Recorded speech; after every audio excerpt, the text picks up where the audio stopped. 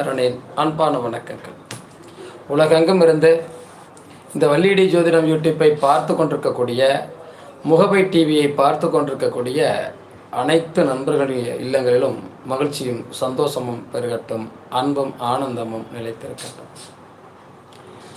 நாம் எந்த ராசியில் பிறந்தாலும் 12 ராசிகளில் நாம் எந்த ராசியில் பிறந்தால் தான் என்ன, கேதுவனுடைய திசையும் புத்தியும் வருகிற போது நமக்கு சரியான பயம் வருது.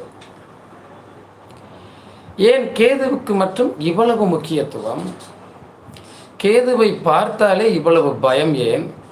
கேது திசை வந்தாலே இவ்வளவு உரிய பயமா? ராகு திசை வருகிற போது கூட பெரிய மாற்றங்கள் உண்டு. நிறைய சம்பாரிச்சேன், வீடு வாங்கினேன், சொத்து வாங்கினேன், இடம் வாங்கினேன், பங்களா வாங்கினேன்லாம் நிறைய பேர் சொல்லுவாங்க ராகு திசைகள். ஆனால் கேது திசையில் நிறைய நெருக்கடிகளை சந்தித்தேன் அப்படின்னு சொல்லக்கூடியவங்க அதிகம் உண்டு.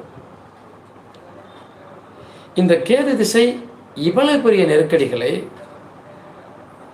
இவ்வளவு பெரிய பிரச்சனைகளை கொடுப்பதற்கான காரணம் என்ன?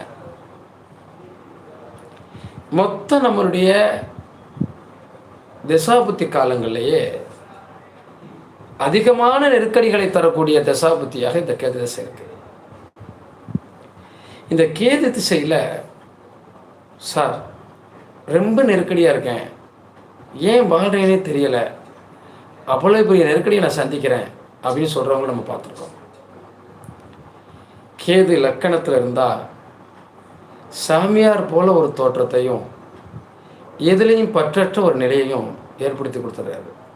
அப்போ தசாபுத்தி நடந்தால் அந்த தசாபுத்திகளில் பரதேசம் போயிடுவோமா, பரதேசியாக போயிடுவோமா, சாமியாராக போயிடுவோமா, என்ன வாழ்க்கை இது அப்படிங்கிற நிலைக்கு தள்ளப்படுறாங்க. அதனால தான் நிறைய பேர் கேது திசையில் நிறைய போராட்டங்களை சந்திக்கக்கூடிய வாய்ப்பு வருது. இதே கேது பகவான் லக்கணத்துக்கு 2ஆம் இடத்துல இருந்து தசாபுத்தி நடத்தினார்னா குடும்பத்தில் ஒன்று பொருளாதாரத்தில் நிறைய சிக்கல் வருது, அல்லது குடும்பத்தை விட்டு பிரிஞ்சு போகக்கூடிய வாய்ப்பை தருது. பேச்சு வார்த்தைகளை கனமாக தடிமனாக தெரியுது, எதை பேசுகிறோம் எதை பேசலைங்கிற விஷயங்கள் தெரியலை. சின்ன குழந்தைகளாக இருந்தால் படிப்பில் தடை ஏற்படுத்துது. அப்போ இந்த தசாபுத்திகளை, இந்த நிலைகள்லாம் பொருளாதாரத்தில் சிக்கலை கொண்டு வருது. அப்போ இந்த தசாபுத்தி காலத்தில் நெருக்கடிகளை தருதா இல்லையா? 3ஆம் இடத்துல கேது இருந்து திசா நடத்துகிற போது நாம் எடுக்கக்கூடிய முயற்சிகளில் எல்லாம் தடை தடங்கள் தாமதம். நாம் ஒன்று நினைக்கிறோம், அது ஒன்று நடக்குது. நாம் ஒன்று செய்யணும்னு தோணுது, ஆனால் அதை செய்ய முடியாமல் போயிடுது.